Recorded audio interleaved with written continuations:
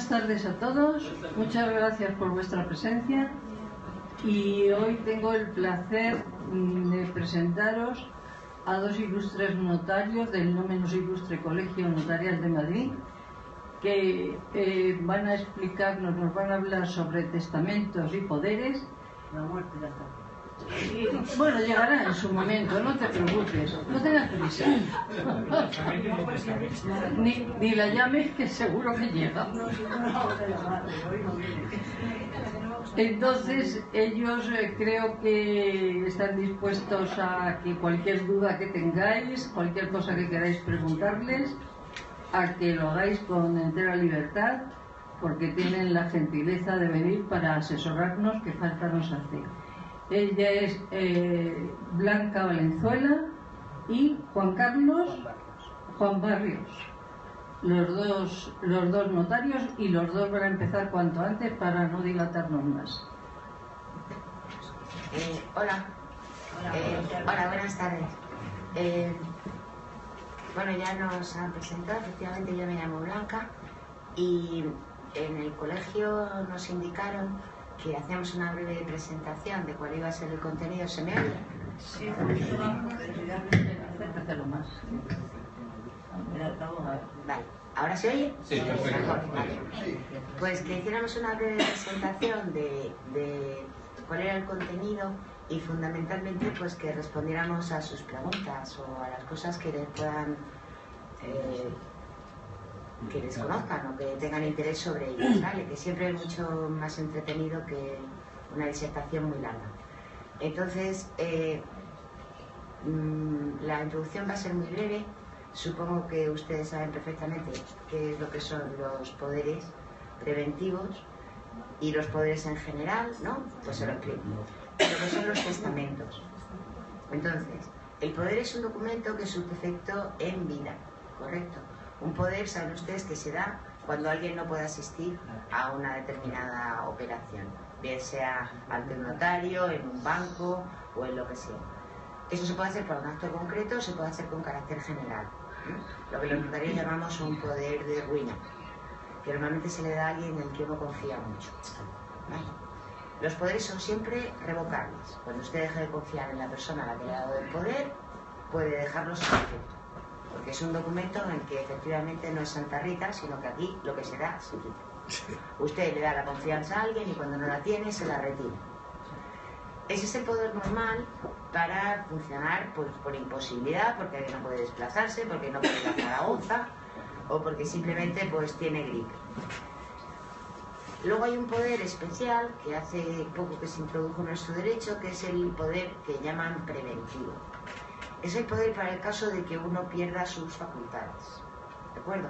Fundamentalmente las mentales, también pueden ser las físicas, pero las físicas siempre hay maneras de transporte y de cosas que no harían a lo mejor tan necesario el poder. Sin embargo, como cuando ustedes van a firmar cualquier documento ante un notario o en un banco o a realizar cualquier tipo de transacción, tienen que tener capacidad, si por lo que sea, por la edad o por una enfermedad o por un ictus o por cualquier cosa, sus facultades mentales se verán disminuidas o muy alteradas, no podrían firmar por ustedes mismos.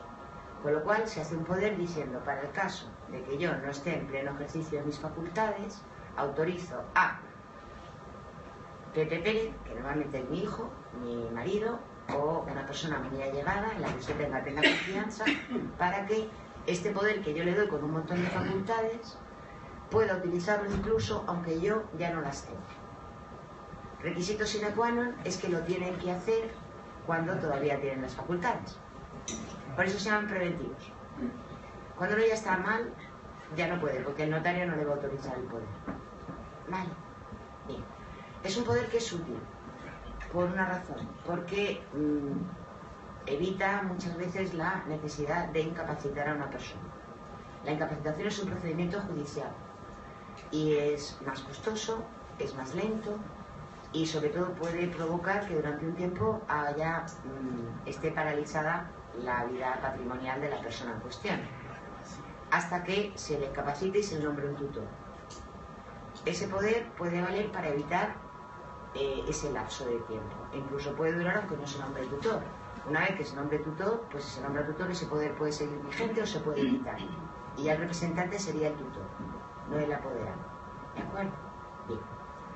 Eso por lo que respecta a los poderes. Luego me preguntan, o nos preguntan y contestamos a dudas que les puedan suscitar. Esto es un documento que se hace en vida y que funciona y opera durante la vida del que lo da. A diferencia del testamento. El testamento, por supuesto, se hace en vida, porque si no, no. No se puede, pero surte efectos cuando una persona fallece. Mientras que no fallece, el poder, en eso sí coincide, y el testamento son revocables. Se pueden cambiar y se pueden quitar. Y ustedes lo pueden cambiar por el que les dé la gana. Pero el testamento solo surte efectos cuando una persona muere. Bueno, pues si yo tengo a mis hijos, yo tengo a mi mujer o mi marido, y las cosas van a ir pues a la cosa natural, ¿para qué voy a hacer testamento? ¿Para qué voy a ir al notario? Pues por muchas razones. La primera, evita muchísimos trámites, ¿correcto? Que luego son más farragosos, más caros y más complicados. Segundo, es la manera de que ustedes puedan decidir qué quieren que pase con su patrimonio después de fallecer, porque si no la ley tiene unas previsiones, pero esas previsiones pueden no ajustarse a lo que ustedes quieren, tanto para favorecer a alguien, al cónyuge o a uno de los hijos, como para desfavorecer a alguien, o como para nombrar tutor de algún hijo o administrador de algunos bienes especiales. Eso solo se puede hacer si ustedes manifiestan la voluntad ante notario. No es porque seamos notarios, pero les insisto mucho que lo del papelín, lo del testamento hológrafo, por favor. ¿Vale? Primero, porque no están asesorados en el momento de hacerlo, y segundo, porque tiene que aparecer. Y tercero, porque hay que demostrar que ese testamento efectivamente lo lograron ustedes. Pero un testamento ante notario, pues es evidente que el que lo hizo, y además el notario juzga la capacidad y además puede aconsejar en una serie de montones de cuestiones que ahora le va a explicar mi compañero Juan cuando yo un detalle que va a ser ya.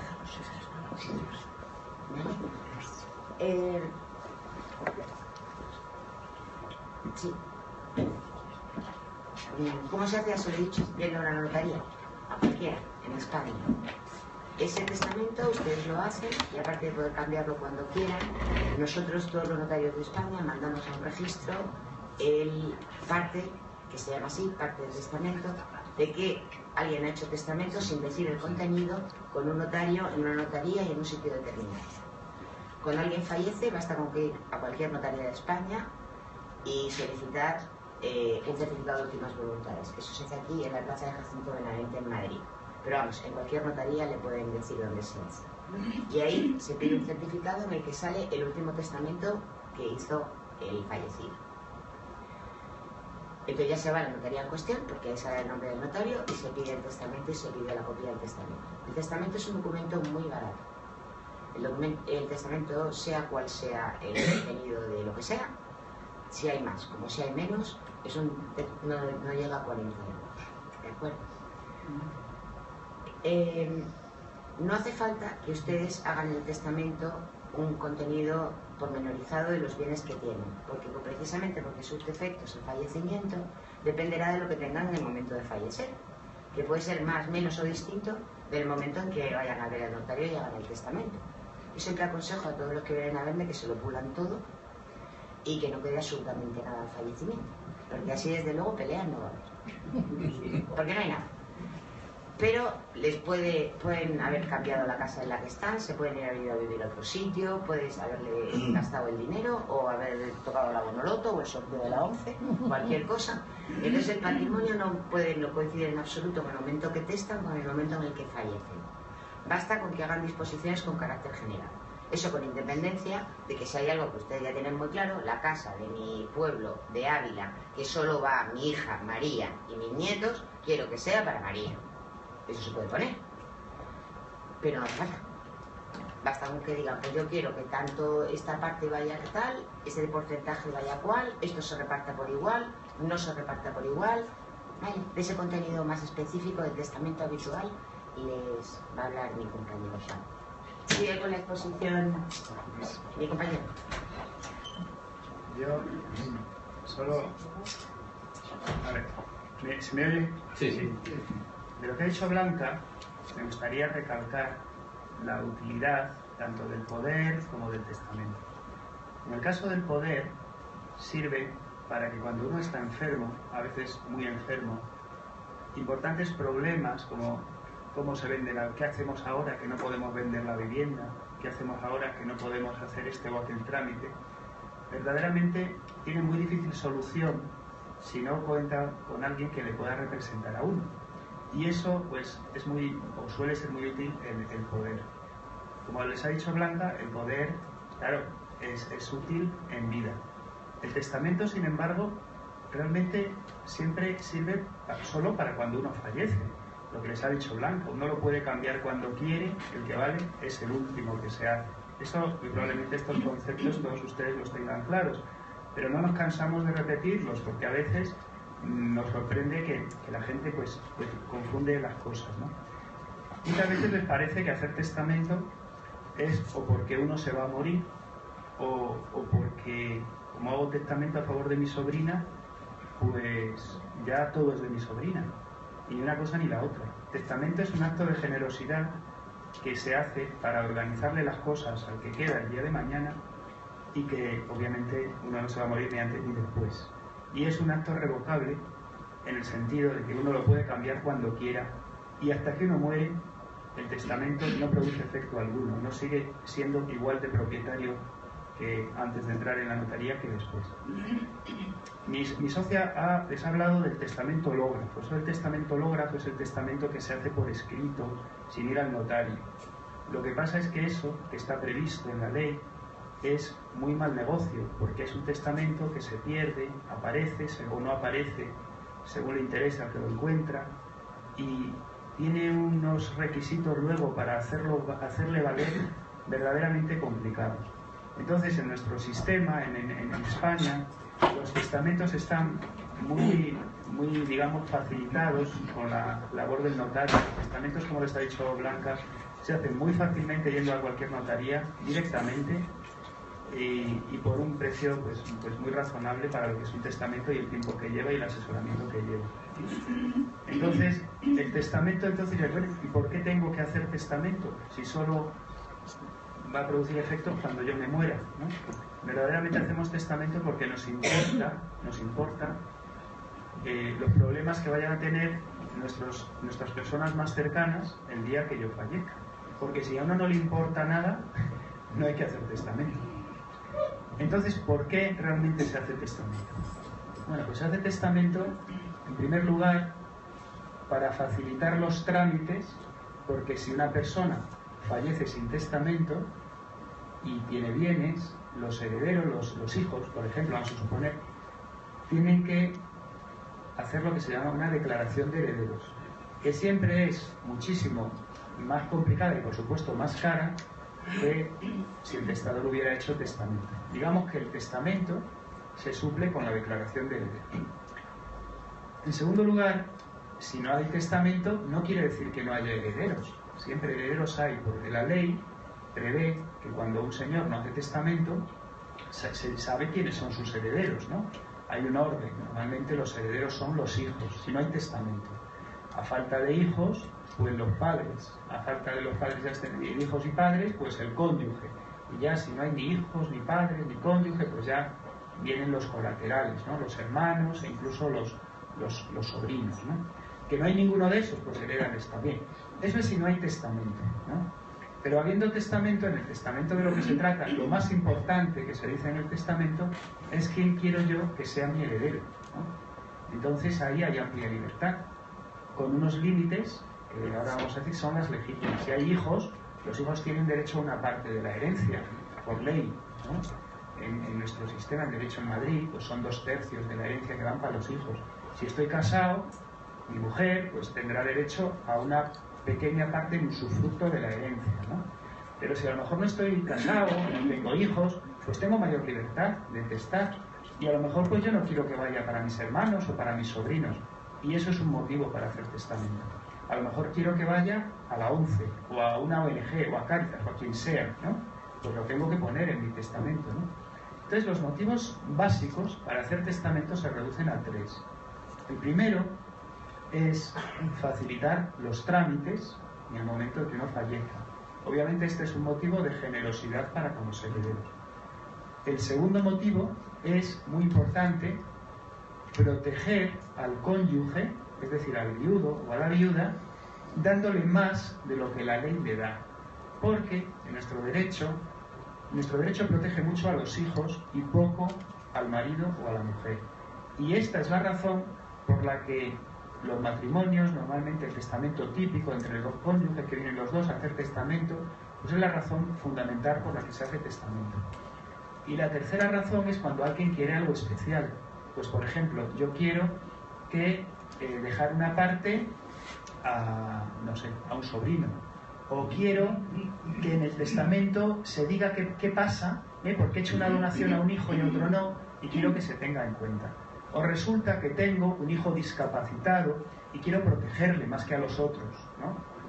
O resulta que me he divorciado y no me apetece que los bienes que van a mi hijo menor pues los gestione mi exmarido, mi exmujer.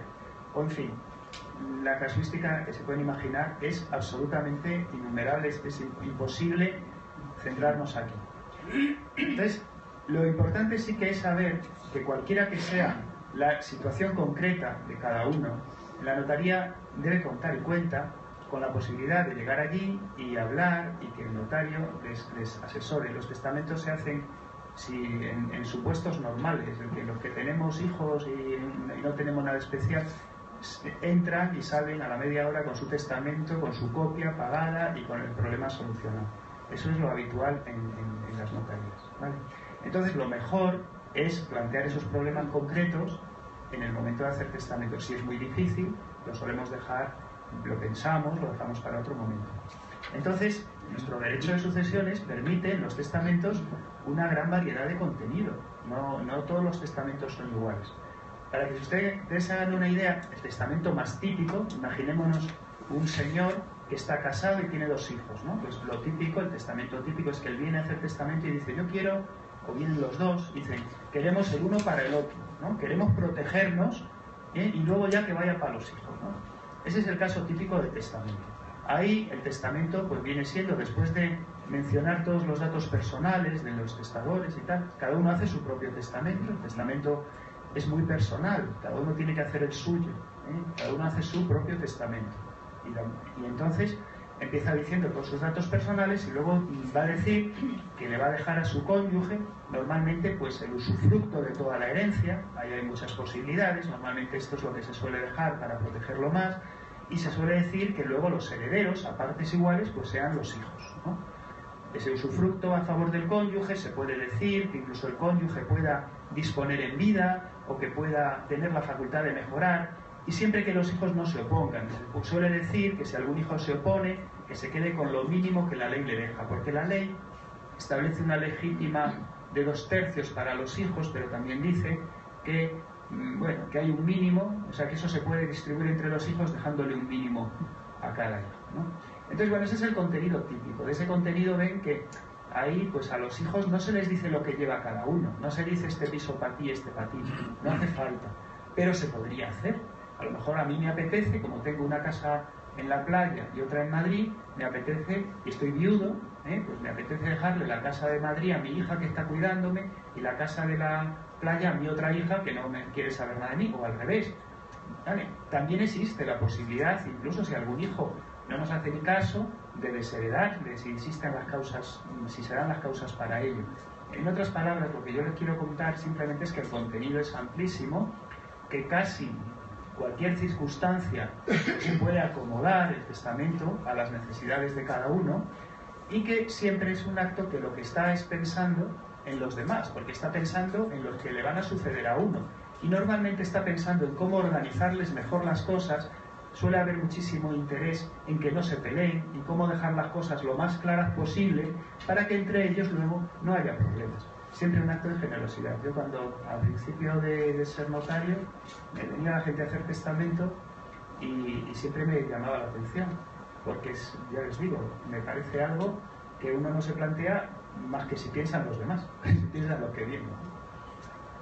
Y bueno, luego por último nos apetecía decirles que a veces también vemos que vienen personas a hacer testamento porque quieren ahorrarse dinero el día de mañana, a lo mejor organizar las cosas para pagar menos impuestos, ¿no? Y bueno, eso es difícil porque las herencias pues tributan, hay que pagar impuestos, ya haya testamento o no haya testamento, ¿no? A lo mejor sí que hay que saber que, bueno, si yo se lo dejo a un hijo, pues paga menos que si se lo dejo a un sobrino, ¿no? Pero bueno, muchas veces los impuestos no son la razón por la que uno le deja algo a un sobrino, ¿no? Lo que sí hay que plantear es, o quitarse de la cabeza, eso de que como en Madrid las donaciones son gratis, en vida, pues lo puedo dejar en vida para que luego sea más fácil.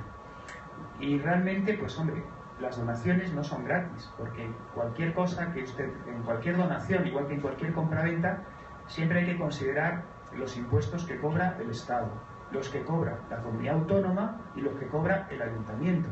Y en Madrid los que están mejor son los que cobra la comunidad autónoma, pero el ayuntamiento sigue cobrando y el Estado también. Con lo cual, antes de hacer cualquier cosa, también les digo que conviene asesorarse. No estamos aquí ahora como para empezar a hablar de impuestos, pero sí que la idea esta han de tenerla clara.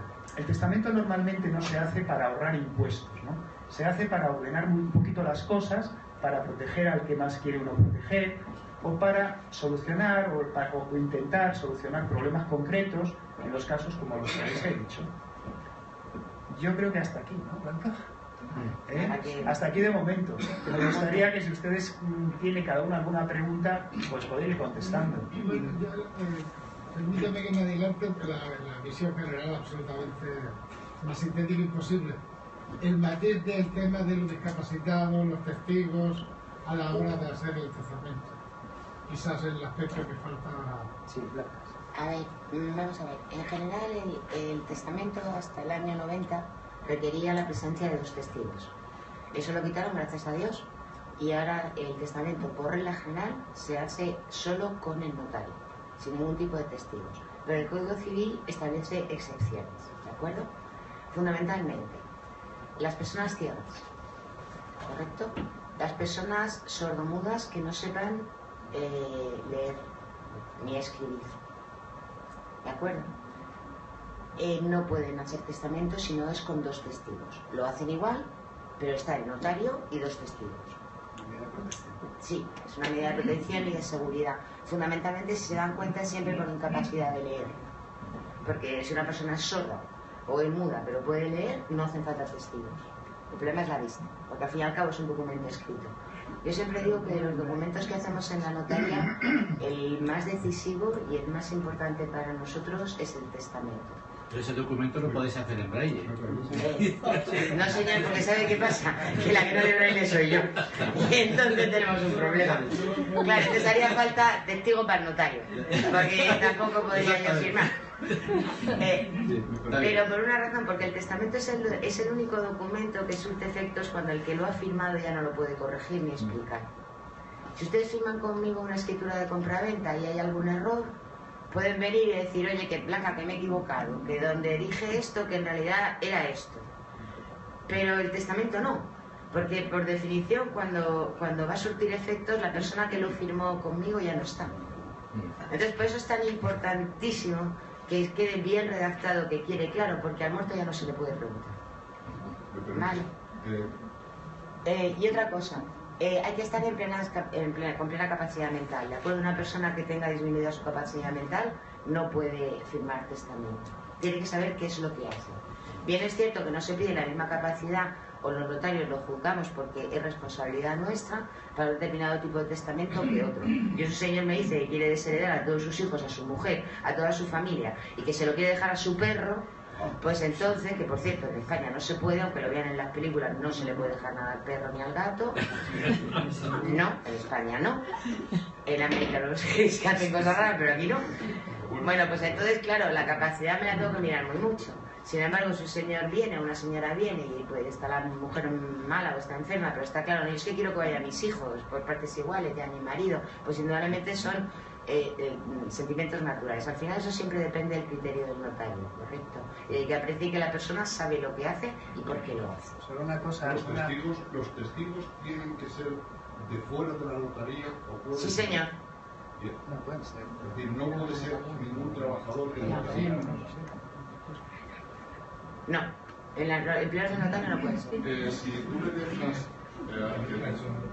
que tu mujer sea la que pues, puede disfrutar de su fruto todos los viernes, hasta su muerte también, pero puede vender, puede ejecutar algo que no sea de su parte, sino porque todos sabemos que entonces tiene el 50%, pero otro 50% que se va a quedar en su fruto, ella puede vender.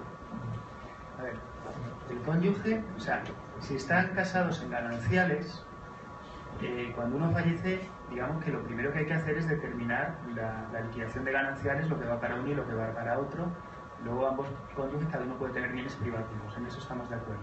Entonces, la pregunta, ¿puede vender el cónyuge viudo con el usufructo? Si solo se le deja el usufructo, no. Lo que ocurre es que ese usufructo, el testador se lo puede dejar con precisamente la facultad de disponer. De hecho, en nuestra notaría, en el modelo habitual que tenemos, hemos incorporado desde hace muchos años eso. Y se lo ofrecemos siempre como opción al testador. Entonces les decimos, a ver, el usufructo ese universal y vitalicio, se lo explicamos, usted lo puede decir que sea con la facultad de que el viudo o la viuda venda bienes en caso de necesidad sin tener que contar con los hijos y sin ni siquiera tener que justificar la necesidad, ¿no? Eso le llamamos usufructo con facultad de disponer. Eso lo ponemos, se lo dejamos esa opción siempre. Entonces, hay matrimonios que curiosamente no les gusta, prefieren que cualquier acto de disposición, si hay que vender la vivienda y tal, que tengan que firmar los hijos, porque no se fían de que el viudo o la viuda, pues ya mayor, pues pueda ser engañado por una persona que le líe. Normalmente el viudo. Normalmente el viudo, pero bueno, y no se fían. Las mujeres no se fían. Entonces nos sorprende, pero en muchos casos no quieren dejar esa facultad y no se la dejan recíprocamente. Y el usufructo es un usufructo, bueno, suele coincidir en casos también en los cuales, por la razón que sea, no se prevé que haya ningún problema con los hijos. Por el contrario, cuando de lo que se trata es de potenciar al máximo la posición del cónyuge viudo, sí que interesa poner esta cláusula, e incluso hay otra posibilidad, que es la facultad de mejorar, que prevé el Código Civil, que es un poco, tiene sus cosas, pero que también fortalece la posición del cónyuge viudo, que es tanto como decir que, bueno, que fallecido el primero, el segundo puede no solo tener el usufructo y administrar, sino también incluso poco menos que distribuir entre los hijos comunes la herencia del primero, ¿no? y mejorando al que quiera. Es decir, que hay una serie de instituciones, de posibilidades para fortalecer al máximo la posición del cónyuge viudo. Y en cada caso hay que ver cuál interesa más. En todos estos casos siempre, de todas formas, si hay hijos, que es lo normal, si hay hijos, pues ponemos una cláusula que dice que, bueno, claro, esto tiene eficacia, este usufructo con facultad de disponer vale siempre que los hijos en un primer momento lo acepten. Y se dice que si algún hijo no lo acepta, esa quedará con la legítima más estricta, solemos poner, que por ley le corresponda. Es decir, el hijo díscolo se vería perjudicado en el momento del reparto. Eso es una cautela que tiene 2000 años y que todavía se usa en el testamento y que viene motivada precisamente por la excesiva protección, a nuestro juicio, que el derecho común español dispensa a los hijos, a los legitimarios. Es una protección muy excesiva contra la cual muchísimos notarios estamos todo el día liando, pero que no nos hacen ni caso, porque ese es otro problema, que es un problema del legislador. El legislador tiene otras cosas mejores en las que pensar que no reformar el Código Civil desde hace 150 años. Entonces así estamos. Tengo dos preguntas, ¿puedo? Sí, señor. A ver, una, ¿cuáles son las razones que pueden existir para desheredar a los hijos, si hay una causa justificada, cuáles son las causas justificadas? Y otra es que si hay extremos en matrimonios casados en régimen ganancial. ¿Extremos? Extremos en el sentido de que, ¿qué son los bienes gananciales? O sea, por ejemplo, como un ejemplo, yo soy un pintor, me voy a una academia a pintar, pinto un cuadro ese es luego valorado en una alta cotización y eso es ganancial o es herencia exclusiva del autor. ¿Hay alguna propiedad intelectual, otra propiedad material? Vale, buenísimo. ¿Te deja lo del cuadro? ¿Cómo la tengo? Empezando por la definición. El cuadro del pintor. Eso es ganancial. Bueno, hay ciertos derechos, pero es que esto es un tema muy específico de derecho de propiedad intelectual. Hay un derecho moral del autor que es inalienable, que es del autor, aunque venda el cuadro, que es el derecho que uno tiene sobre su obra a que se le reconozca como autor, a que no se estropee su obra y tal. Ese es un derecho del autor que incluso se transmite a los herederos y ese no es ni ganancial ni privativo, es un derecho personal que no tiene contenido económico. Y luego está todo el contenido económico que se le pueda sacar por la explotación del cuadro, porque uno lo venda, o lo alquile, o lo ceda para su exposición. Y ese contenido económico por la explotación del cuadro, si el cuadro lo ha pintado estando casado en gananciales, a mi juicio ese contenido económico, si está en gananciales, debería ser ganancial. Pero tampoco le digo que me lo haya estudiado, porque pero yo creo que es así. En cuanto a la desheredación, Lo que yo le diga, lo del dinero es ganancial. Luego ya la honra de que usted haya pintado el cuadro, eso ya para el pintor. Pero el dinero, como su mujer se entere, y eso se subasta en Sotheby's, a mitad. Vale, un momento, la desheredación.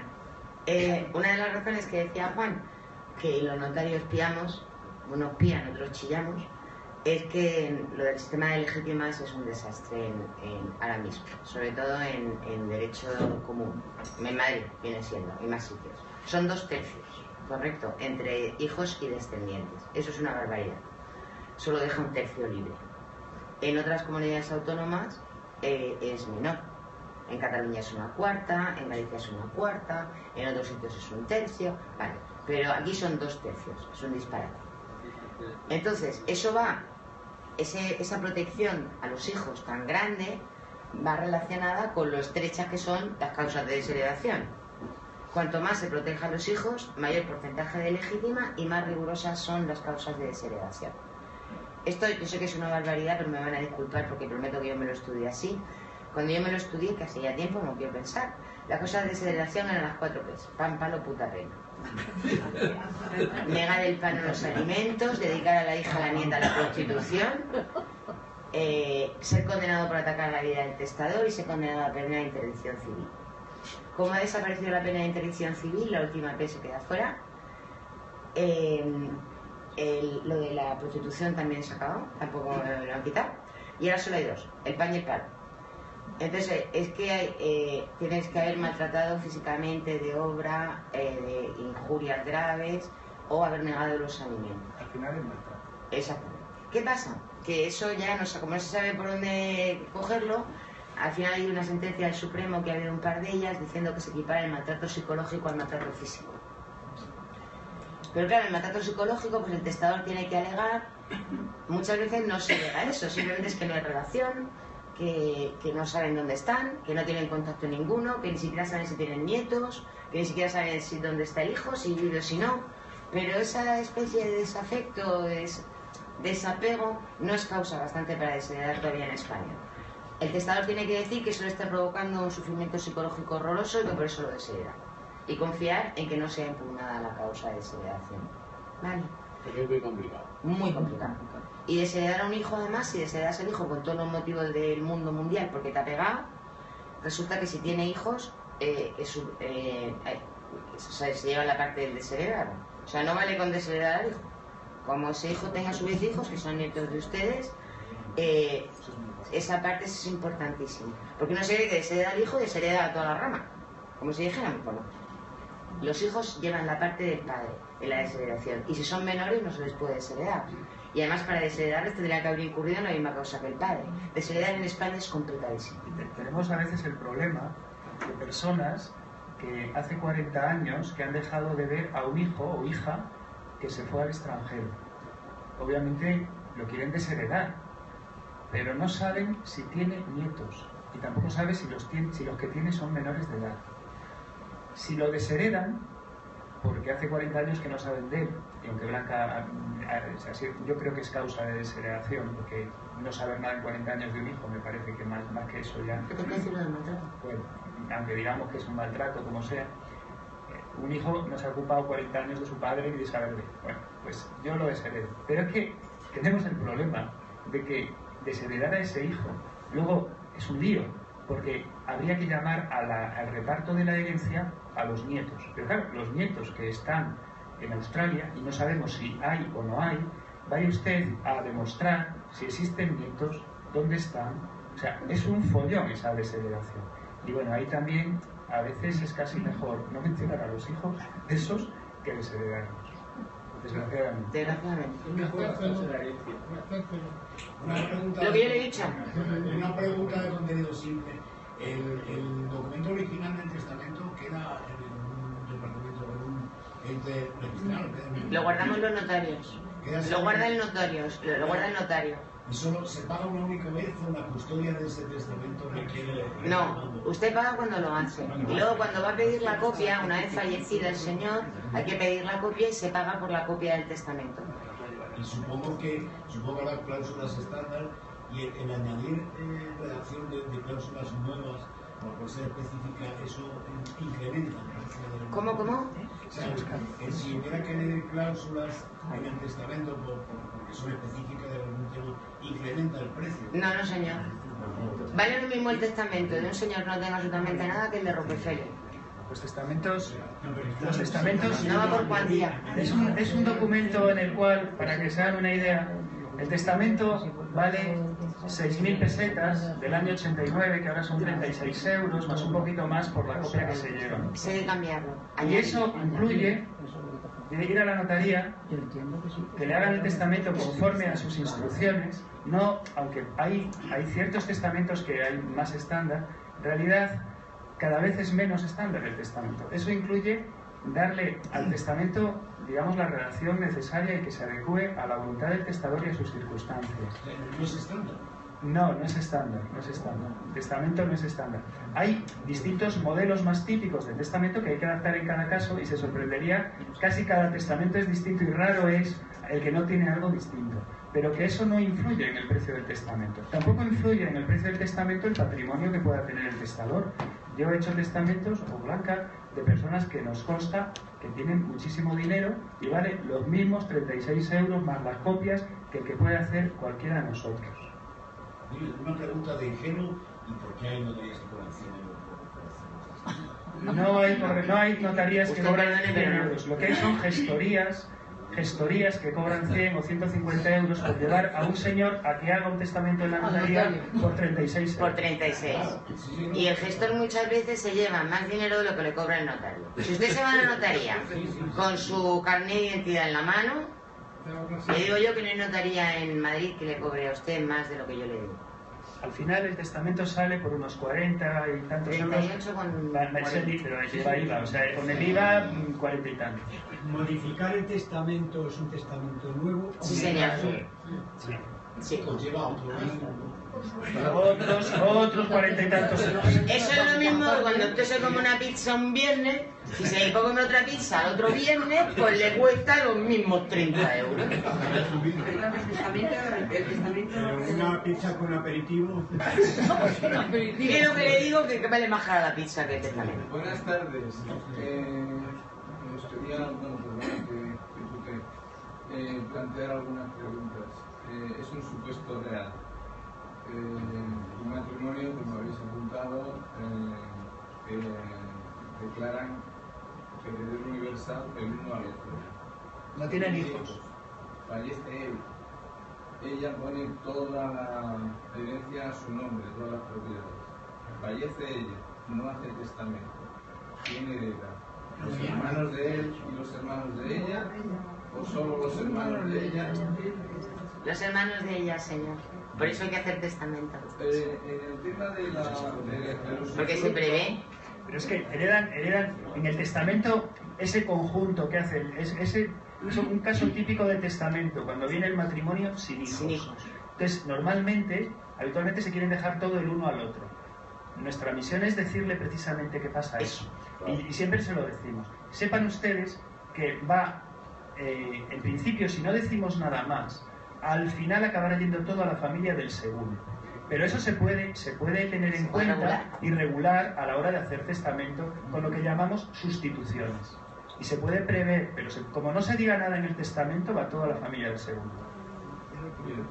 Cuando se deja el usufructo al cónyuge, ¿se puede dejar de forma vitalicia o se puede hacer se puede dar un usufructo parcial, es decir, durante 20 años, 10 años? Temporal, se refiere. Temporal. Sí, lo puede usted hacer como quiera.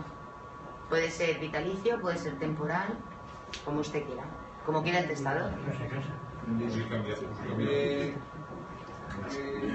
Quiero entenderlo así, pero me gustaría que lo explicara un profesional como sois vosotros. Un matrimonio se casa en gananciales, una pareja se casa en gananciales y tienen propiedades anteriores al matrimonio. Son Se privativas. entiende que eso es herencia Eso es privativo. privativa, ¿no? Bien. No es herencia, es privativo. Sí, sí. Es ganancial a partir del momento en el que se contrae matrimonio. Y es más, lo que se adquiera por donación o por herencia después de estar casado, aunque estén en gananciales, también es privativo. Si yo estoy casada y estamos en gananciales con mi marido y mi padre se muere, lo que yo reciba de mi padre es mío solo, no es de mi marido. ¿Vale?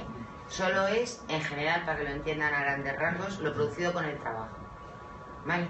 Pero no los bienes adquiridos por donación o por herencia. Ahora de testamento en ese caso, Pues a usted le puede dejar el usufructo de todo, solo el usufructo de lo ganancial, el usufructo de todos los bienes. Usted, el que hace testamento, dispone tanto del patrimonio ganancial como también de lo que sea suyo. Dispone de todo. lo de herencia yo no puedo dejar a quien yo quiera. No, pero sus hijos tienen legítima, igual que en todo lo demás. En general, Quiero decir que al cónyuge no le toca nada. no, bueno, en general, el cónyuge lo que tiene es su legítima, igual que los hijos. Lo que pasa es que la legítima del cónyuge es muy pequeñita, es el usufructo de la tercera parte de la herencia. Esto es lo que la ley dice que es, como mínimo se debe llevar el cónyuge. Entonces, el usufructo vitalicio de la tercera parte de la herencia, que es la legítima del cónyuge, se le puede pagar de otras formas. A lo mejor se le puede dar un usufructo temporal, pero sobre una base más amplia, o se le puede dar un usufructo vitalicio solo sobre la parte de los gananciales, pero no sobre lo privativo. En cada caso, ahí se puede jugar mucho y se puede adaptar bastante el testamento a la voluntad que sea del testador. Es más difícil perjudicar a los hijos, porque la legítima de los hijos es mucho más amplia, como ha dicho Blanca, y está mucho más protegida. No sé si con esto le contestábamos a la pregunta que nos iba a hacer de los gananciales. Y por ejemplo, en ese matrimonio uno quiere hacer testamento y otro no. Chungo. Pues Es que el testamento... el testamento suele ser como los bueyes, señora, van de dos en dos. Hombre, que no. Es verdad, van en pareja como los guardias civiles. Porque normalmente cuando uno hace testamento es, en general, para favorecer al otro cónyuge. Viene verdad que pueden estar peleados y al revés, vienen para desheredarlo y todos vienen por separado, vienen solos. Pero no suele ser lo normal. Y claro, el que no hace testamento pues sabe que está protegiendo menos a su cónyuge a lo mejor, o no, que el que va a hacer testamento. O sea, que también se puede hacer testamento, pero lo importante, para que lo tengamos claro, es que cada uno hace su propio testamento, cada uno lo cambia cuando quiere, y aunque es lo habitual que los dos cónyuges vayan de la mano a hacer testamento, porque la idea es protegerse el uno al otro, también es igualmente frecuente que venga un cónyuge que lo que quiere es dejarle lo mínimo posible a su marido porque le está fastidiando. O sea, que también pasa, y cada vez más. O sea, que yo puedo Sí. hacer un testamento yo por mi cuenta. Sí, señora. Sí, es que eso, por supuesto, es que el testamento suyo es de usted y nada más que de usted. Y usted puede ir al testamento... ¿Sepa mi marido? ¿Perdón? Si no, no le llamamos señora. Sin que lo sepa su marido. No sin que- avisamos a nadie. Y sin que lo sepa nadie. Y es más, lo puede hacer con su marido e ir a cambiarlo el día siguiente sin que lo sepas. Sí, tú no des idea. No des idea que eso no está bien, señora, no le haga caso a mi socio. Eso no está bien. Los testamentos que quedan, digamos, por otro Nuevo Testamento, ¿qué pasa?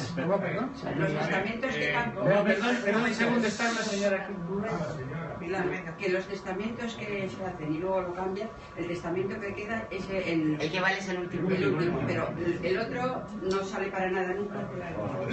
Sale en el certificado que es explicado de actos de última voluntad, salen todos los testamentos que ha otorgado una persona. ¿Vale? O sea, sale que ha hecho varios. Sale la lista. Y el que vale es el último. Sale la lista, pero la lista que sale es una lista que dice: ha hecho testamento tal día en tal notario. No el contenido. No sale el contenido. El contenido luego es el que está en la notaría. Y normalmente los notarios, la copia autorizada, la copia que vale del testamento, la damos, aunque no tendría por qué ser así, se suele dar siempre a los herederos que vienen a pedir la copia del testamento y se les da la copia del último que hay allí. Vale. Aunque no se haya hecho allí, primero tiene que pedirla. No, la copia hay que pedirla en el notario, que en ese momento lleva en custodia el protocolo del notario que hizo el testamento. Pero eso usted está muy organizado. Pero eso usted a cualquier notaría. Y entonces dice, a ver, mire, ¿qué tal? Y dice, no, el testamento lo hizo mi padre, por ejemplo, en una notaría de Vigo. Pongamos por caso. Nosotros se lo pedimos. Pues se lo pedimos a Vigo. Desde la notaría de Madrid se lo pedimos al notario de Vigo. Y si ha sido en Madrid y en dos notarías... También. Igual. ¿Y si no se sabe dónde lo hizo? Pero, se tiene que saber porque sale en el registro general de... Tiene que pedir las voluntades. Exacto, últimas voluntades. Primero lo primero. Sí. A ver, que llevo 5 minutos levantado. Bueno, a ver, una preguntita un poco global, porque perdonad que, antes que nada agradeceros toda vuestra intervención y ahora os voy a poner un poco de más jaleo del que creo. A ver, hasta ahora os habéis estado refiriendo, y también como decía Antonio, perdonad por el puteo, pero os queremos tanto ya por todo lo que nos habéis contado, hasta después ya. Todo el rato hemos estado hablando de cónyuges, ¿vale?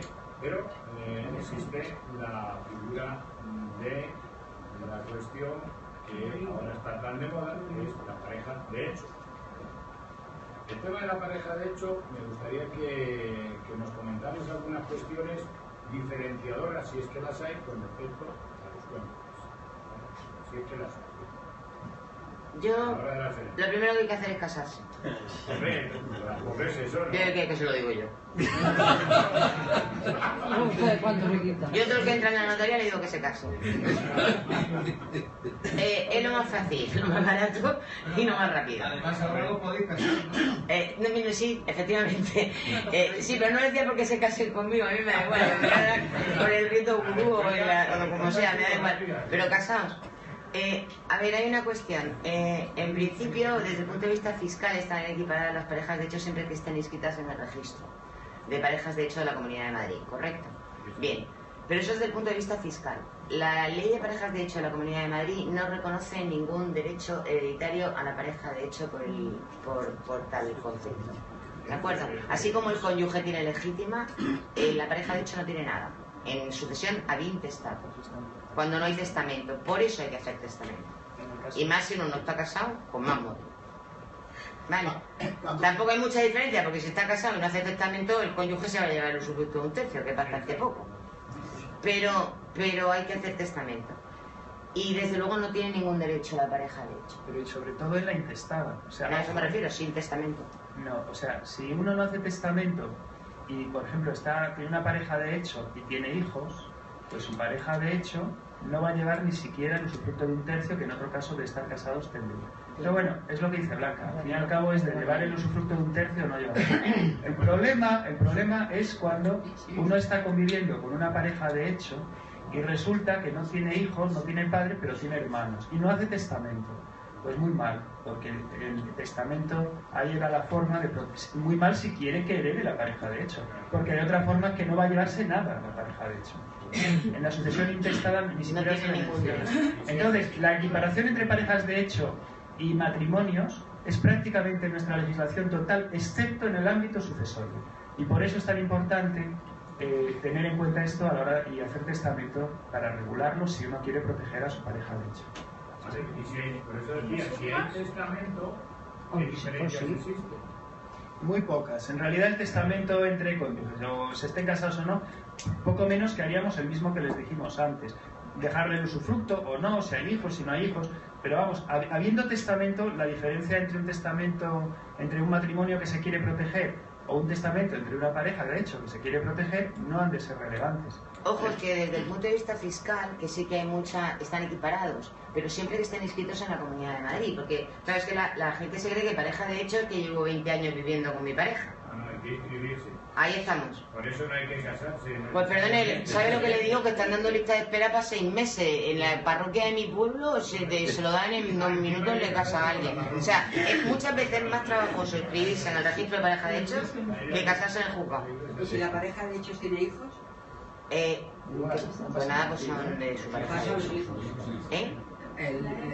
Los herederos son los hijos. Sí, pero estamos en la misma situación. Los hijos son iguales, sean matrimoniales que no matrimoniales, en España o adoptivos. Es exactamente igual. Cuando se produce el fallecimiento de uno de los cónyuges, ¿es obligatorio dar la herencia, o sea, hacer las cosas con los hijos aunque ellos no lo pidan o no? ¿Cómo? Perdón, darle la herencia aunque Sí, ellos la no... parte de los hijos de la legítima. O sea, usted quiere decir, fallece el primero del matrimonio, ¿no? ¿Qué se hace? No, lo que quiero decir es, los hijos tienen derecho a una legítima lo que sea. ¿Es necesario hacerlo ya o si ellos no lo piden? Bueno, pues eso... El que queda puede seguir con todo sí. lo que hay. Normalmente, precisamente, el testamento se hace para dejar eso atado, en el sentido de que se dice que el cónyuge viudo, vamos, estamos hablando otra vez del matrimonio, pero puede ser la pareja de hecho, vamos, que el que quede pueda administrar y pueda tener el usufructo de todo sin necesidad de dar nada a los hijos hasta que fallezca el último. Pero no puede vender. Puede vender, como les decía antes, si se prevé en el testamento incluso podrá vender. El problema es qué pasa si uno de los hijos o los hijos no aceptan eso, porque no tienen por qué aceptar, porque ese tipo de cláusulas en principio perjudican su legítima, porque son gravámenes sobre la legítima, que es otra forma de proteger la legítima de nuestro derecho. Ya no es que sea la legítima 2/3, es que está muy protegida por distintas formas, y una de ellas es que no cabe gravar la legítima. Poner el usufructo universal supone un gravamen sobre la legítima, y eso, por eso en los testamentos se dice, bueno, como esto es un gravamen sobre la legítima, si los hijos lo aceptan, pues ningún problema. Pero si los hijos no lo aceptan, o uno no lo acepta, se suele decir que a ese se le pueda pagar en ese momento, incluso en dinero, su parte, que sería la legítima más estricta, lo mínimo. Para que se hagan una idea, si uno tiene tres hijos, y hay uno que no acepta el contenido del testamento, ese hijo tiene derecho a llevarse la 9ª parte de la herencia y se le podría pagar en dinero. Esa es la legítima estricta que se llama. Si son 5 hijos, pues tendría derecho a una 15ª parte de la herencia, y así. Yo tengo una pregunta. Evidentemente... Ay, ¿qué pregunta? Bueno, yo hice testamento y mi esposa juntos hace 50 años.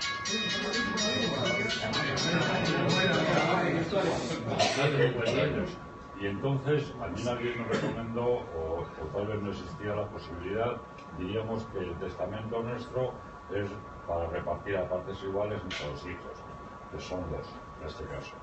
Del que queda de los 2 en caso de fallecimiento no habla nada del testamento.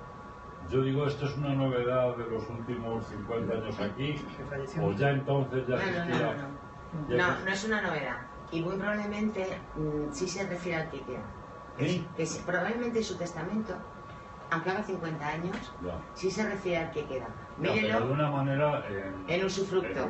Ahí no estamos. en la totalidad. No, probablemente depende, no sé qué le hicieron, pero puede ser que sea reconociendo la legítima o puede ser que le deje el usufructo universal. No, reconociendo la legítima. La legítima. Vale, pues eso a lo mejor es que en ese momento pues el notario en cuestión no entendía lo que ustedes querían hacer o no se aclararon bien. No se nos planteaba... O no se les planteó la posibilidad. Claro. Pero usted lo que tiene que hacer es irse a otro notario y decir que quiero cambiarlo. Está claro. Y ya está. No, sí, me ha aclarado muchas cosas, entre ellas esta quería aclarar. Perdona, preguntan de la red. testamento vital. Ah, yo también soy doctor. Sí. Bueno, las naciones, hay tanto habladuría. Si quieres que... Sí. El testamento vital no es un testamento. El testamento vital es como le solemos llamar a un documento que no es un testamento. Es un documento que se llama de instrucciones previas. Entonces, esas instrucciones previas no es un testamento porque precisamente está pensado para que produzca efectos cuando uno aún está vivo. Y el testamento es todo lo contrario. El testamento está pensado para que produzca efectos cuando uno fallece. Y las instrucciones previas esas consisten básicamente en las instrucciones que yo quiero, instrucciones básicamente médicas, que quiero que se tengan en cuenta por los médicos que me atiendan en caso de que por enfermedad del tipo que sea yo no pueda expresar mi voluntad.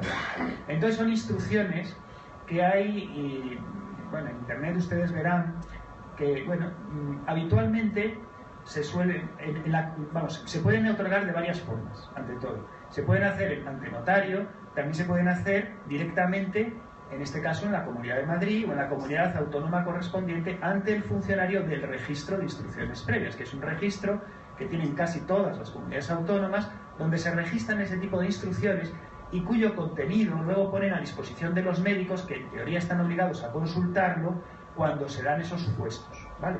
Esos documentos de instrucciones previas, además, se suele designar una persona representante, la persona más allegada, al que uno le ha manifestado pues sus instrucciones, cómo quiere que le traten, en el supuesto de que esté en esas condiciones que todos nos imaginamos, cuando está uno lleno de tubos y a veces hasta se está la medicina encarnizando con él y a lo mejor queremos evitarlo, o no, depende de nuestras creencias religiosas, ¿no?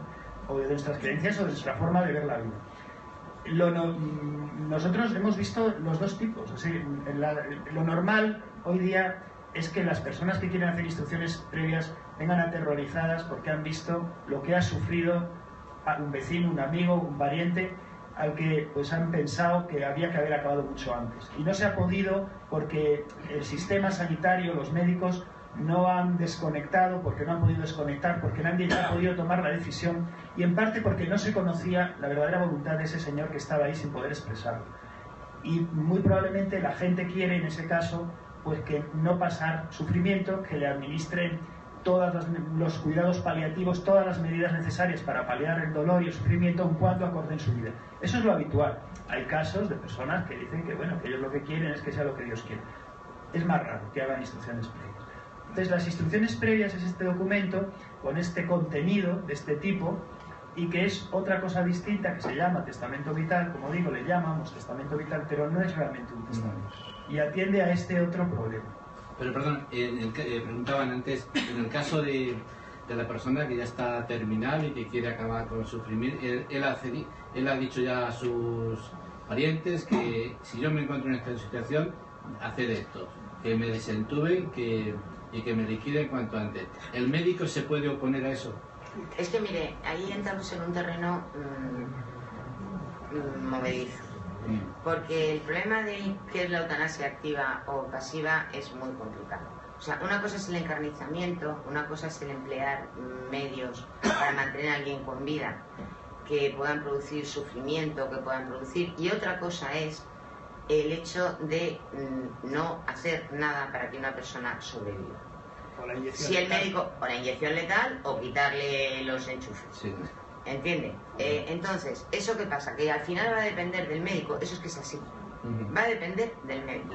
Y va a depender del sentido que tenga el médico, de sus creencias, de su manera, de su ética médica y de un montón de cosas. Bien es cierto que siempre que hay un documento como este que hablábamos de instrucciones previas o el que se llama testamento vital, en el que alguien deje muy clara su voluntad de que bajo ningún concepto se le apliquen tratamientos que puedan implicar el alargamiento artificial de su vida si él no puede por sí mismo, pues indudablemente eso refuerza al médico para que no se le pueda acusar de haber hecho determinada cosa en contra de la voluntad. Pero eso al final va a depender de los médicos. Lo que yo añadiría es que el instrumento de instrucciones previas está muy bien, porque en los casos, digamos, límite, en los casos de duda, el médico pues lo tiene en cuenta. Y siempre es mejor un documento firmado por el propio paciente que lo que dicen sus parientes, que no es el paciente. Y no son los que tienen que decir. El que lo tiene que decir es el que está ahí enfermo. Sin embargo, eso es una cosa, y otra cosa es que resuelva todos los casos, que no lo resuelve, porque puede haber casos en los cuales lo que haría falta, o lo que yo querría para mí, es que simplemente me administraran una inyección y me llevaran a y sin embargo eso, ni siquiera con un documento, aunque lo puedo decir en el documento de instrucciones previas, hoy por hoy en España todavía no se puede hacer. ¿Había una señora por ahí que lleva un rato con la mano levantada? Sí. ¿En el fondo? Sí, muy al fondo. Muchas gracias. En el caso de que, digamos, tengas un hijo ludópata con nietos, ¿se puede puntear al hijo de alguna forma? Interesante. A veces, cuando se nos plantea ese caso, que ha pasado más de una vez, lo que se intenta es dejarle al hijo cosas que no se pueda gastar. No, es verdad. Por ejemplo, el derecho de uso sobre la vivienda, que además ni siquiera es embargable, a diferencia del usufructo, el uso de habitación, sobre la casa, para que tenga siempre un techo donde cobijarse. Y dejar lo que puede ser, o incluso la obligación de pagar una pensión periódica a cargo de otro heredero, de un hermano, que le pueda mantener y dar una cantidad lo suficiente como para que pueda vivir, pero sin que tenga una gran cantidad de dinero a su disposición para que se lo queme o se lo pula en un mes y luego se quede sin ningún recurso. Y en ese caso mejorar, dejar su parte a los nietos de ese hijo ludópata, ¿correcto? Y sí, y establecer que la administración no la tenga el padre, sino que la tenga otro hijo u otra persona de la que confíen, para que no administre mal los bienes de los nietos. Y sobre todo lo que sea dejar cosas en proindiviso con hermanos, pues supone que no las va a poder vender, porque va a tener que contar con el consentimiento del resto de los coherederos. Correcto. Hay muchísimas maneras de afrontar otras razones, ¿no? ¿Perdón? Que puede ser por ludopatía, drogadicción, que está en... Sí, no, por cualquier motivo en el que usted considere que esa persona no va a administrar su patrimonio al que herede con cabeza. Ese tipo de problemas se dan frecuentemente, y entonces hay que atender, ver lo que quiere el testador, ¿no? Entonces, el testador habitualmente, muy probablemente quiera proteger a ese hijo sin dejarle gastar, que son todos estos remedios que les ha comentado Blanca. Otras veces lo que quiere el testador directamente es desheredarle. Sí. Entonces depende lo que cada uno quiera. Hay instituciones, hay formas de afrontar estos problemas. Pero hay que hacer testamento. Desheredarle, pero si hay nietos, pues que Sí, se puede dejar a los nietos. Pues se puede dejar a los nietos y que no lo administre el padre. Hay muchas formas de hacerlo. Topamos con los límites de la legítima y lo que hay que ver es cómo intentamos sortear esos límites, pero siempre haciendo testamento. Todo eso se arregla con el testamento, y el testamento requiere adaptar a las circunstancias de cada caso. Y para eso hay que ir a la notaría, hablar con el notario y hacer el testamento más adecuado. Preguntaba, perdona, por ahí también por la red, el caso de un matrimonio con hijos, alguno de ellos con discapacidad, ¿tiene algún beneficio el tema este a la hora del testamento? ¿Cómo a la hora del testamento? No, que si hay algún tipo de ventajas fiscales o que si conocemos algo de Sí, eso. en los impuestos hay ventajas según la discapacidad y el grado de discapacidad. Hay ventajas fiscales a la hora de pagar los impuestos, pero no es tanto en el testamento como en la herencia. Es decir, cuando fallezca el testador y se adjudique. Y luego lo que sí tiene la gente, que lo ha comentado antes Juan, es a que normalmente a ese hijo casi todos los padres intentan protegerlo más, ¿correcto? Y para eso hay un amplio abanico de posibilidades. Pero siempre en testamento. Ya. Claro, vale. Gracias. Muy bien. Muchas gracias. Vale, ya estoy en el montón. Sí, ya. Bueno, muchas gracias.